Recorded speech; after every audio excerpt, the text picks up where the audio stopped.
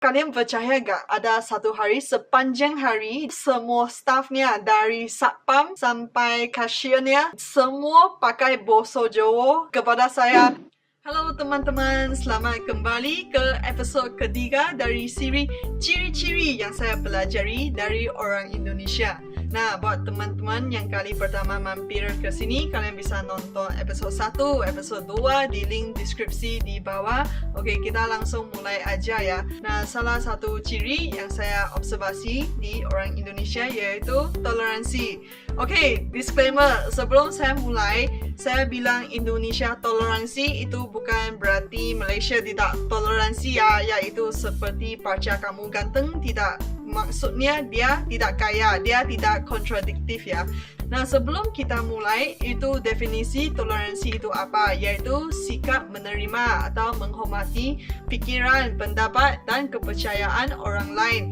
Itu bukan cuma saya toleransi adik saya pakai baju saya dapat izin, tetapi itu seperti gimana ya? Seperti kamu sama teman lagi duduk di satu meja makan, terus saya ambil paha ayam dari piring kamu dan dia ambil ikan dari piring saya gitu. Terus yang bule meja sebelah lihat, waduh, kok bisa gitu, kok akrab banget gitu. Nah, itu namanya toleransi. Nah, saya juga ada pengalaman toleransi di Indonesia itu kayak gimana ya. Sekarang kan lagi Imlek, jadi saya teringat dulu kan saya lagi di S1 ya. Jadi itu kalau Indonesia libur Imlek kan cuma satu hari ya. Tetapi kalau di Malaysia 1 minggu ya. Jadi pas saya kembali ke sini lagi Imlek, terus saya kayaknya liburin sendiri 1 minggu gitu. Terus itu nenek saya lagi tanya saya, apakah lausnya gak marah gitu? Kalau nenek saya belum selesai SD ya, jadi kalau untuk dia itu dosennya itu cikgu, guru, laus ya.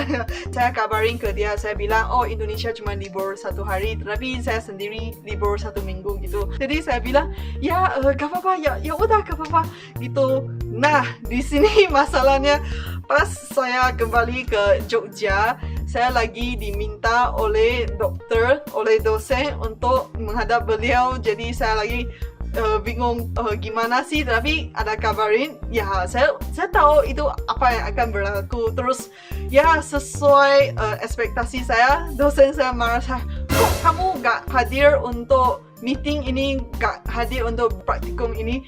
Terus saya tarik nafas, terus saya bilang, maaf dok, kerana saya lagi Imlek. Terus percaya nggak, dosen saya dia kayaknya 108 derajat tukar gitu. Beliau langsung bilang, oh ya selamat hari raya Imlek gitu. Terus saya kaget, saya culture shock sampai saya nggak sempat bilang matur nuwun gitu. Saya lagi, what is happening? Kenapa bisa gitu? Nah, itu pengalaman saya first hand gimana toleransi di Indonesia itu kayak gimana. Dari sini saya tahu, wah ternyata itu perayaan, kepercayaan masing-masing itu sangat penting untuk orang Indonesia. Jadi pas itu saya gak sempat mau reaksi mau gimana, saya cuma oh ya terima kasih dok, terus saya pergi. Gengs, cerita toleransi dari saya belum selesai lagi ya. Dulu saya KKN di Maluku. Sebelum saya pulang, saya didoa oleh ustaz-ustaz, didoa oleh keluarga secara Islami untuk pulang dengan aman. Saya senang juga sih kerana itu apa ya, itu niat yang bagus dari orang. Dan itu saya tidak kira apa-apa, semua berkah dari semua agama, semua Tuhan saya terima aja. Sebanyak mungkin saya terima. Tetapi untuk orang lain mungkin mereka nggak seneng gitu, mereka sensitif gitu. Tapi di sini toleransinya ditunjuk oleh ibu angkat saya apabila dia kasih saya doa ini, saya tidak mau terima dan dia mau kasih ke saya. Dan itu toleransi di Indonesia diiktiraf secara internasional yo. Itu bukan cuman saya ngomong dewe di depan video, oh Indonesia itu toleransi, tapi benar-benar diiktiraf oleh komunitas internasional. Dan itu orang Indonesia, mereka bangga terhadap toleransinya Indonesia. Sampai mereka ketemu wisatawan, mereka ketemu orang asing, mereka sangat bangga menceritakan, oh Indonesia itu negara toleransi. Jadi dari sini kami sebagai orang asing boleh lihat, oh Indonesia itu negara toleransi, sampai warganya juga bangga terhadap itu. Dan jika ada peristiwa atau kasus yang mengancam ketoleransian itu maka saya bisa lihat, oh banyak orang Indonesia mereka mengkritik, mereka meretrospeksi. Dan itu bukan hal yang buruk, hal yang negatif, tetapi itu menunjukkan orang Indonesia peduli. Kerana kalau kan nggak peduli, makanya nggak dibahaskan ya. Jadi saya bisa lihat, wah itu orang Indonesia sangat peduli itu, dan mereka sedang mengambil langkah untuk memperbaiki gitu, nggak dibiarin gitu. Seterusnya, orang Indonesia mementingkan pemeliharaan dan pemuliharaan alam semesta. Nah ini cerita dulu saya ada teman Tiongkok main ke Jogja, terus dia main ke pantai selatan, dia lihat, wah bagus banget, kenapa nggak didirikan hotel bintang 5 di sana? Nah di sini saya langsung jawab, kerana orang Indonesia mementingkan alam semesta, itu nggak langsung lihat, oh ada potensi langsung dibangun gitu. Itu sama dulu saya KKN, kami bilang ke orang desa di sana, wah desa kamu, desa kalian cocok dibangun sebagai desa wisata.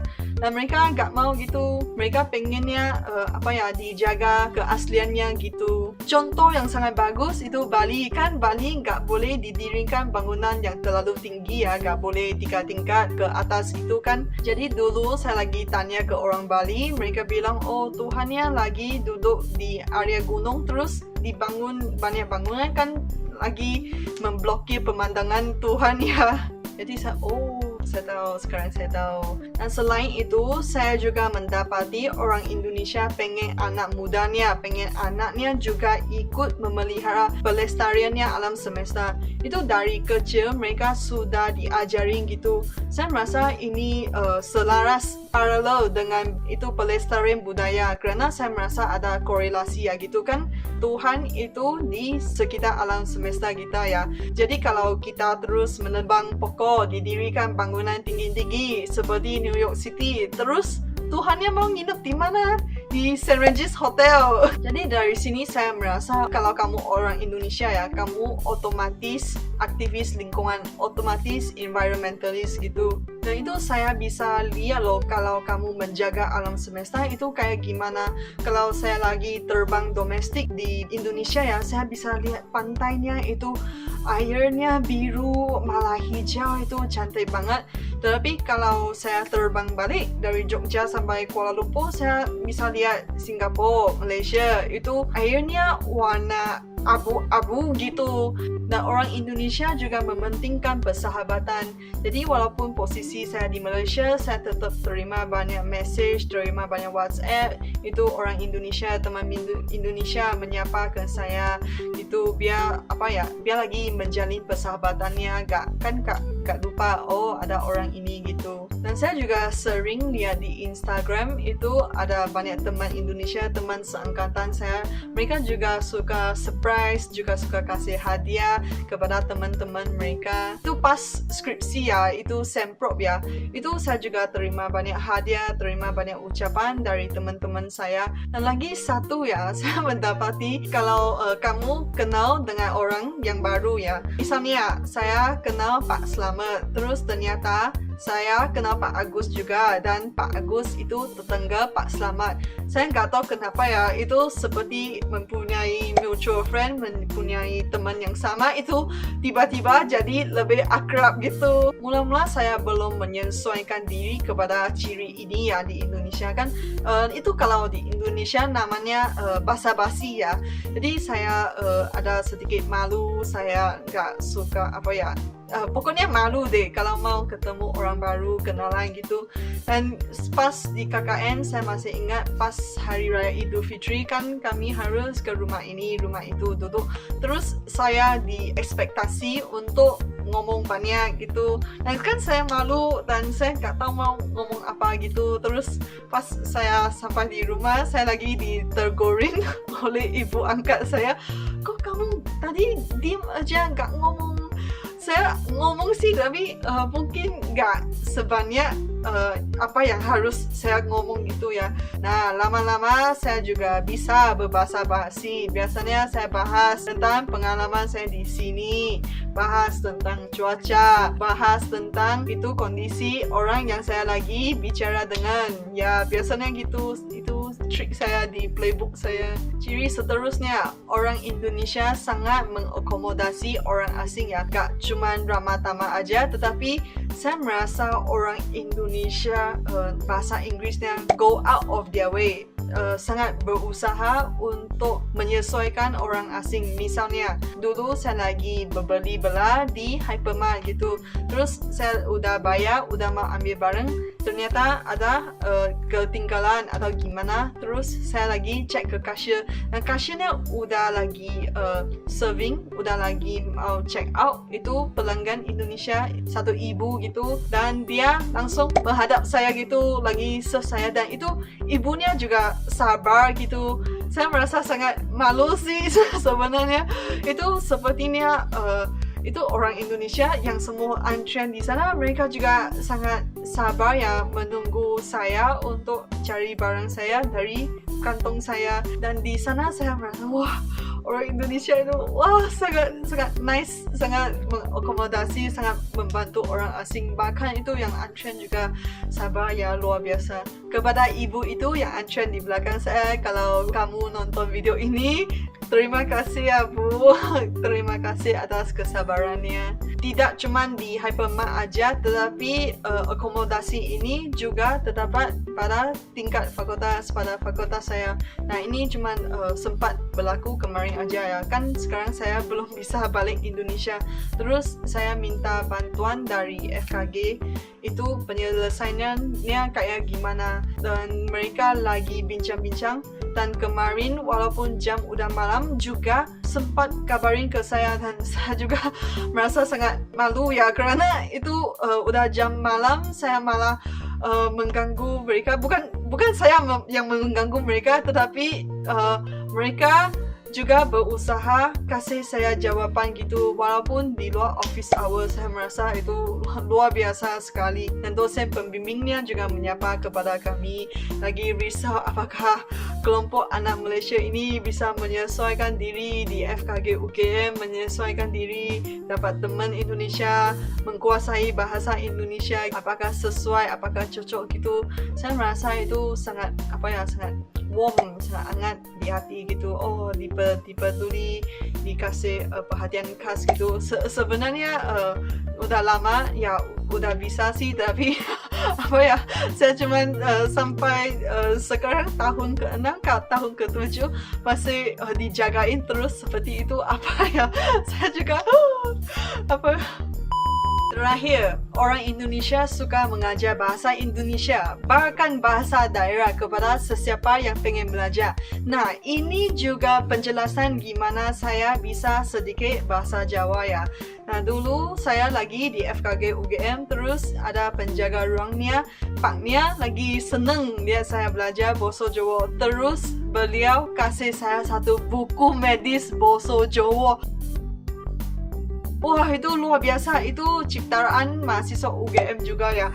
Itu buku medis, tetapi dia menamakan bentuk tubuh dalam bahasa Jawa. Gak cuma itu, tapi juga ada kata-kata medis seperti cara menyapa pasien, karena kadang-kadang ada pasien yang lagi tua ya, mereka kan gak bisa bahasa Indonesia, mereka cuma bisa bahasa Jawa atau lebih seneng pakai bahasa Jawa. Nah, itu juga ajarin caranya lagi menyapa. Nah, jadi saya tahu, oh kalau hidung itu hidung, gigi itu untuk itu telinga ya, kuping ya. cuma itu saya ingat. Nah, tapi itu luar luar biasa. Dan gak cuma itu, kalian percaya gak ada satu hari sepanjang hari di RSGM Prof Sodomo itu semua staffnya dari satpam sampai kashiernya semua pakai bahasa Jawa kepada saya. Dan itu saya merasa luar biasa, itu lingkungan yang mesra belajar bahasa Jawa gitu. Kerana sampai satpam lagi disapa Sugeng Enjin, terus diajar ngobrol sampun daha. Nah, kalau ada seseorang bilang kayak gitu setiap hari, kamu otomatis bisa deh. Gak bisa juga otomatis bisa setiap hari Sugeng Enjin kamu bisa. Nah, terus sampai di counter udah mau bayar, ditanyain piro pinten harus dibayar, terus dijawab selawe 25,000 gitu. Jadi lama-lama kamu bisa. Jadi saya di sana kan sering pakai angka ya, udah mau ambil rekam medis ya, itu baca angkanya dalam bahasa Jawa. Mula-mula saya hitung 1 sampai 10 saya nggak bisa, tapi kan lama-lama kamu pakai, kamu bisa dong. Jadi saya merasa orang Indonesia itu seneng ajar orang asing. Itu udah bikin satu lingkungan yang sangat mesra untuk belajar bahasanya. Jadi orang asing pengen belajar gitu. Kalian bisa lihat banyak bule itu mereka bisa bahasa Indonesia karena itu mereka datang, ada orang ajarin, ada orang seneng ajarin. Nah, itu langsung pick up. Dan itu bahasa Indonesia itu gampang dipelajari. Dia gak punya tata bahasa yang aneh seperti Inggris. Dan dia gak ada aksara yang susah dan harus belajar paralel bersama bahasanya seperti bahasa Tionghoa. Jadi dia sangat gampang untuk dipelajari. Makanya ada banyak orang asing, kerana gampang ya udah main ke Indonesia, kuliah ke Indonesia, kerja di Indonesia, ya langsung belajar aja gitu. Dan saya juga mendapati bukan bahasanya aja, tetapi budayanya juga. Itu pakaian budaya orang Indonesia seneng ajarin gimana cara ikat sarung. Itu kalau lagi pergi ke Malioboro yang jualan, mereka seneng untuk menjelaskan ini batik kayak gimana, cara pakainya harus gimana.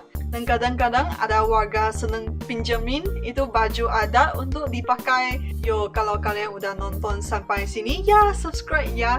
Kalau saya teringat ada ciri-ciri orang Indonesia yang lain, saya akan bikin episode keempat. Ya pasti ada, itu harus tunggu lagi. Saya pikir-pikir, saya teringat. Karena yang udah biasa, yang udah kalian udah tahu, Rahma, Tama, itu semua udah saya jelasin, itu gak usah saya bilang lagi. Tapi mungkin ada ciri-ciri lain yang kalian, termasuk saya, belum sadar. Tapi saya akan update lagi. Terima kasih sudah menonton sampai sini. Kita jumpa lagi. Semoga jumpa di Indonesia.